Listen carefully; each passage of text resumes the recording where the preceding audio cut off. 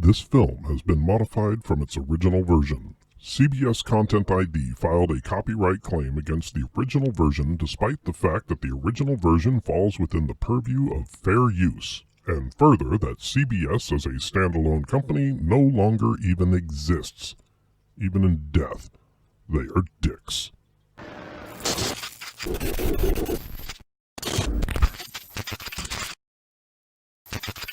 The Battle of the Neutral Zone is, in my opinion, one of the best battles in all of science fiction.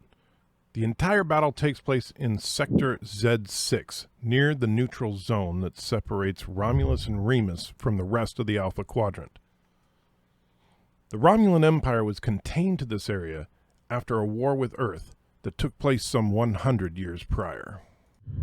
Referring to the map on your screens, you will note beyond the moving position of our vessel a line of Earth outpost stations. They monitor the neutral zone established by treaty after the Earth-Romulan conflict of over a century ago. The setup for this conflict is simple. Earth Outposts 2 and 3 were ruthlessly destroyed, and Outpost 4 was under attack. The USS Enterprise was responding to the situation.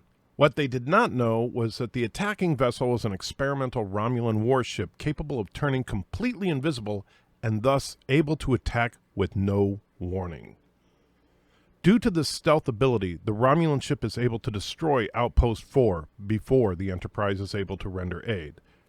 Shortly after the destruction of Outpost 4, the Enterprise arrives on the scene, and we have our setup for a one-on-one battle. Looking at the ships involved, for the Federation we have the Enterprise, a Constitution-class starship commanded by James T. Kirk, considered to be one of the best tactical commanders in Federation history. The Enterprise brings to the battle superior speed, sensors, and shields, and while the Enterprise's phasers and torpedoes do have a longer range than the Romulans, their power is but a small fraction of what the Romulans can bring to bear. Also, one note for the writing of this episode, the term photon torpedo had not yet been coined. And so, well, they use the term phasers set for proximity blast, a setting that has never been mentioned before or since in all of Trek. While it has been argued that phasers set to proximity blast is not the same as a photon torpedo, I would point out that first, the visual effect is the same. Second, the audio effect is the same.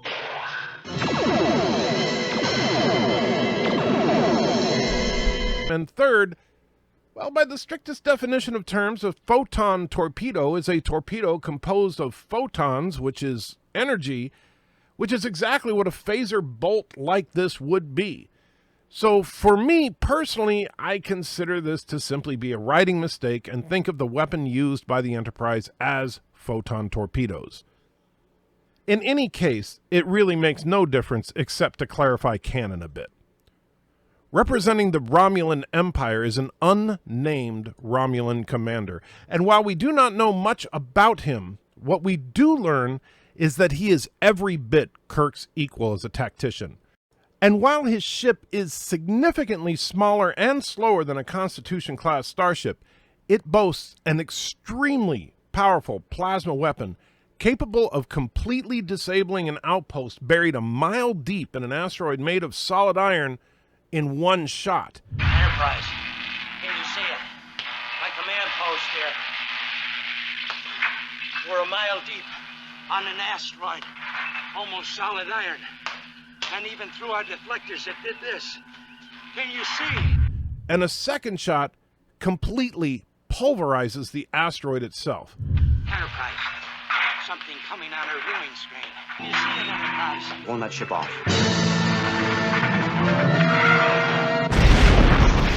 Outpost 4 disintegrated, Captain. In addition to this incredible weapon, the ship is capable of turning completely invisible, making it impossible to lock on with weapons. Although the advanced Starfleet sensors can detect what speed and direction the ship is moving while invisible, just not its location.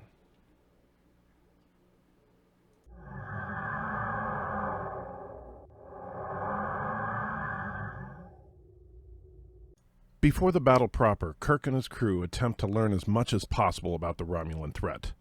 They study debris from Outpost 4, and they look at what they could ascertain from the brief scans they got of the Romulan ship. Lab theorizes an enveloping energy plasma, forcing an implosion. Obviously, their weaponry is superior to ours, and they have a practical invisibility screen. Question still remains. Can we engage them with a reasonable possibility of victory? No question. Their power is simple impulse. While they are doing this, the Enterprise is maintaining a discreet distance from the Romulans and attempting to mimic every move the Romulan ship makes. This effectively makes the Enterprise appear to be nothing but a sensor reflection. But the Romulan commander is not so easily fooled. That Earth outpost called to an Earth vessel. Now it follows us. Which neither retreats nor grows near, which turns as we turn. Commander, it is our judgment we run from a reflection. Perhaps so, but my judgment prevails. Both Kirk and the Romulan commander decide the place for the first engagement will be Comet Icarus IV.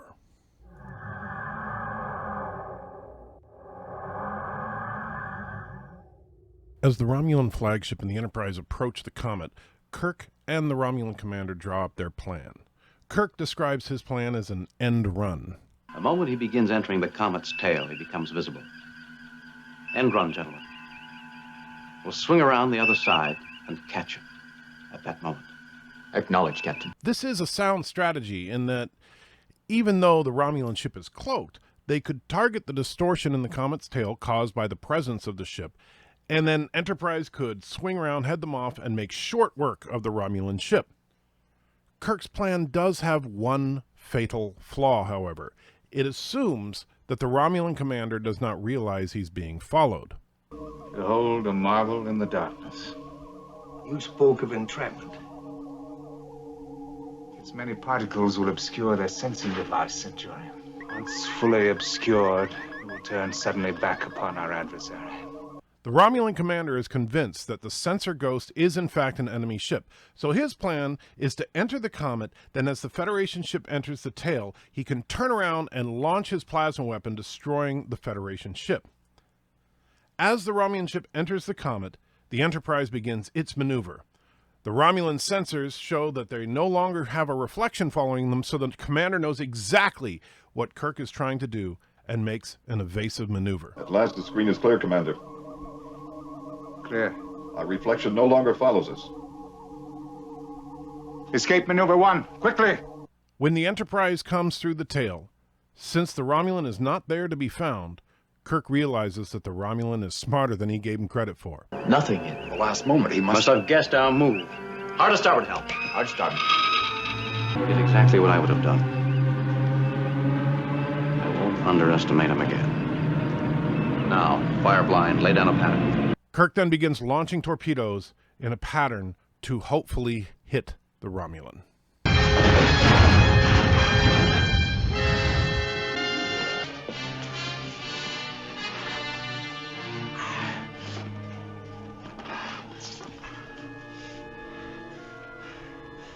Divert all power to weapons.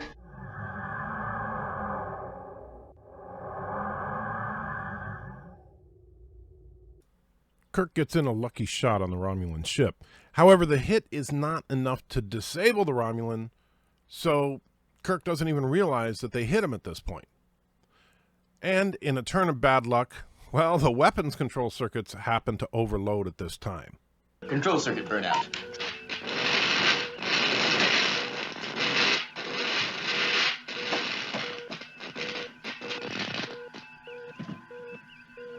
It'll take time to correct, sir. So the Romulans, now taking a bloody nose, decide that it is time to launch a counterattack.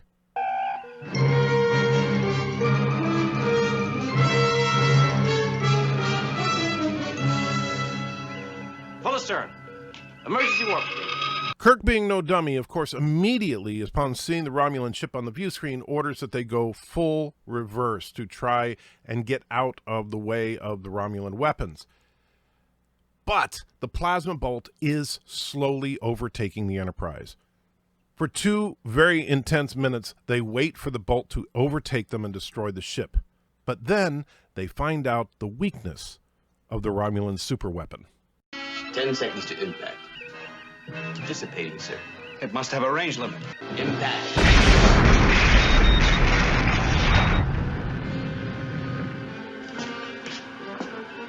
Limited range. The Romulan weapon, being an energized plasma rather than a warhead or energy beam, has a definitive range limit. The Romulan ship moves back on course for home, assuming that the Enterprise was destroyed. However, when Kirk orders the Enterprise to follow the Romulans once again, the commander quickly figures out that his enemy is still alive. Commander, the reflection returns. Activate our cloak. Commander, our fuel runs low. Quickly. The Earth vessel? Impossible. Moves as we move. Its commander is not one to repeat a mistake.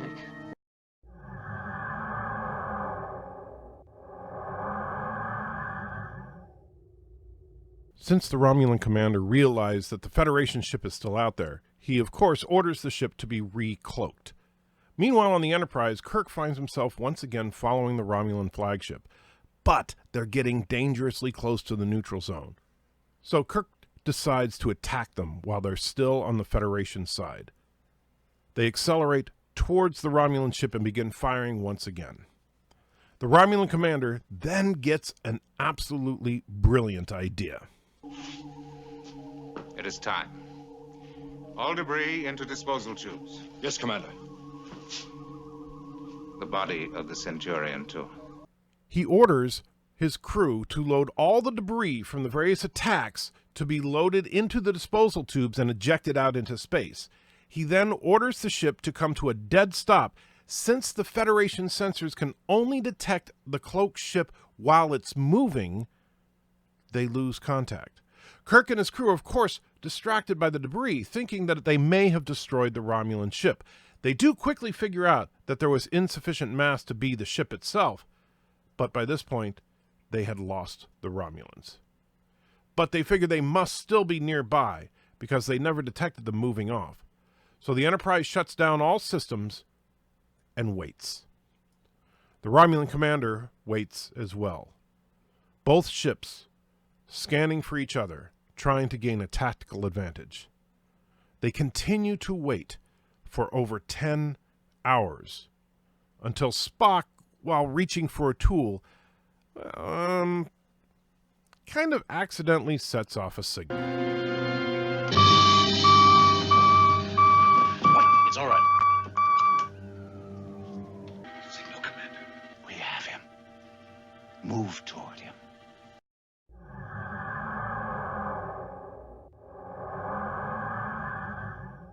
With the accidental signal sent, Kirk knows that the Romulan now has his exact position.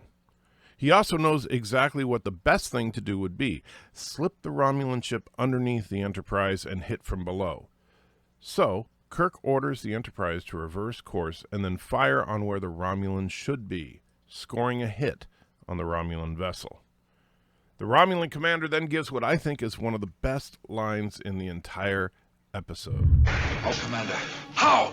He's a sorcerer, that one. He reads the thoughts.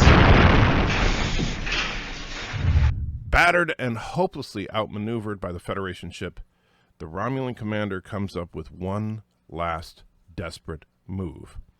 He loads additional debris into the tubes for disposal. Debris on our scanners. Analysis, quickly. Same type as before, sir. Except one metal-cased object. Helm, hard over. Phasers, fire, point blank. Phasers, fire! The metal-cased object was a nuclear warhead meant for self-destruction. The phasers detonated the warhead only 100 meters away from the Enterprise. And while the nuclear blast was not powerful enough to do major damage to the ship, it did manage to cause 22 casualties due to radiation burns in crew members that were working near the outer hull areas.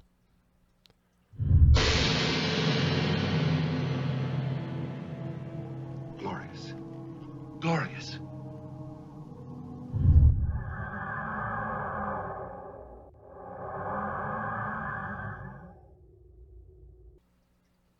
The final moments of this battle are quick and decisive. The Romulans make, unfortunately, a fatal mistake here.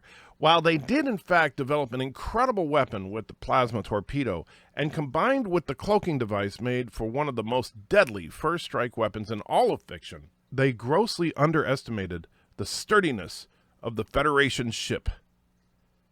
They had assumed that the nuclear warhead had completely disabled the Enterprise. Yes, there was damage, but nothing catastrophic. So when the Romulan ship decloaked to finish off the Enterprise, Kirk was ready and immediately fired. And due to the fact that now they could properly target the Romulan ship, they scored a catastrophic hit to the flagship. Now beaten, the Romulan commander gives what is one of the most iconic lines given by any Star Trek villain, not because of its menacing tone or promise of future destruction, but because of the human nature of this moment. I regret that we meet in this way. You and I are of a kind. In a different reality, I could have called you friend. I have to say, I've spent many a day considering just how powerful a friendship between Kirk and that Romulan commander could have been. Together, they would have been a nigh unstoppable force. But, alas, that is one that will be left in the hands of fan fiction.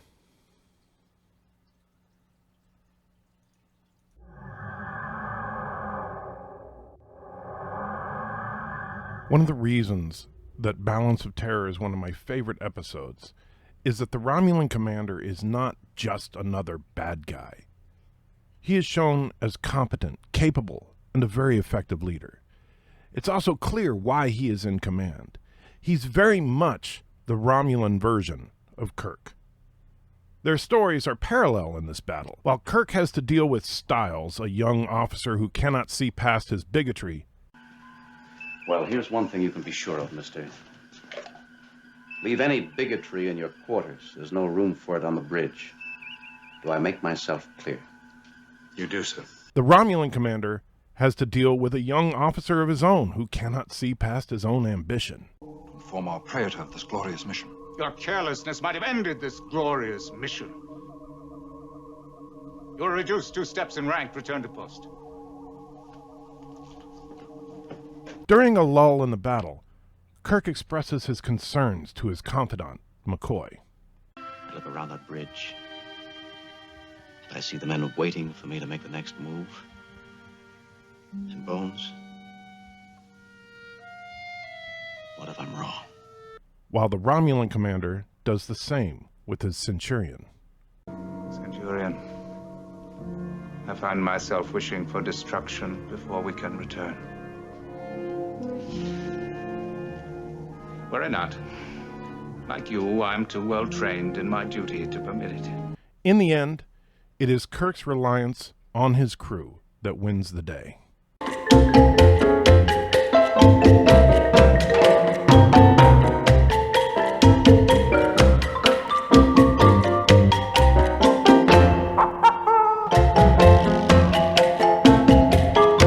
While the Romulan's reliance on himself that cost him the battle.